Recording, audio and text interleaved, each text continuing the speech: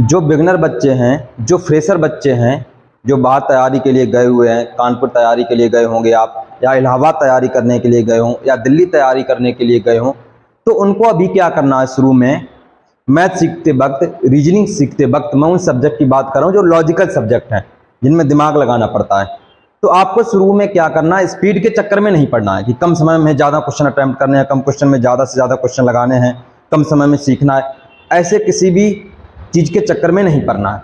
आपको सिर्फ क्या करना है, अभी शुरू में ध्यान देना केवल सीखने पे।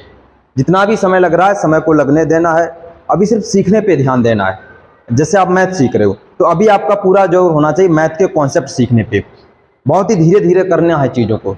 अगर सवाल लगाने में समय लग रहा है तो लगने दो। अभी कोई आप एग्जाम में बैठने नहीं जा रहे हो, ऐसा नहीं है कि आपको 1 महीने बाद एग्जाम में बैठना है या 1.5 महीने बाद एग्जाम में बैठना है। अभी सिर्फ आपको सीखना है। एक सवाल लगाने में अगर 2 मिनट लग रहा है, 3 मिनट लग रहा है, 4 मिनट लग रहा है, लगने देना है।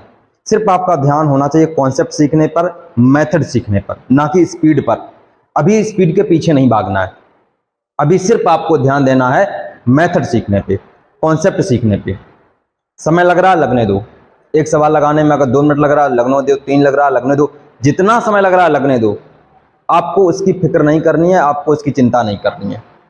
जैसे ही आपका एक बार सिलेबस कवर होता है, एक समय के बाद हो ही जाएगा सिलेबस कवर, तब आपको फिर से उसका अभ्यास करना है, प्रैक्टिस करना है। मैथ कभी भी एक बार में नहीं सीखी जा सकती है। मैथ हो, रीजनिंग हो, ये प्रैक्टिस मांगती है, ये प्रैक्टिस के सब्जेक्ट हैं।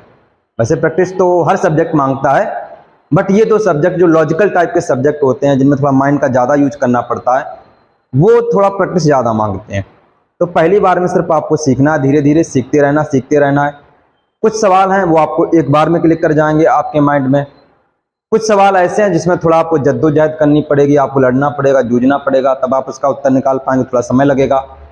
कुछ सवाल ऐसे होंगे जो एक बार में नहीं आएंगे, आपको दूसरे दिन जाकर फिर अपने सर से, अपने टीचर से पूछना पड़ेगा कि सर ये मुझे सवाल समझ में नहीं आया, सही से आप इसको फिर से बता दीजिए।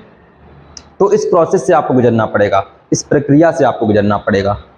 तो इस प्रक्रिया से आपको गुजरना ही पड़ेगा। जब ये आप इस प्रक्रिया से गुजर जाएंगे, जैसे ही एक बार आपका सिलेबस कवर हो जाता है, फिर आपको प्रैक्टिस करनी है, फिर लगाना है, फिर प्रैक्टिस करनी है, फिर प्रैक्टिस करनी है। जैसे ही आप 2 से 3 बार आप प्रैक्टिस कर लेंगे, तब आप पाएंगे कि आपकी स्पीड धीरे धीरे बढ़ रही है। स्पीड नेचुरली बढ़ने देना है, वो वाली स्पीड मत बढ़ाना, वो हड़बड़ाहट वाली, अरे जल्दी जल्दी कर लें, जल्दी जल्दी, हड़बड़ाहट वाली, ऊहा पू वाली, वो कोई स्पीड नहीं होती है। उससे आपकी एक्यूरेसी घट जाएगी। उसे कहते हैं जल्दबाजी। जल्दबाजी में सवाल नहीं लगाना है, आपको प्रैक्टिस कर करके स्पीड बढ़ानी है।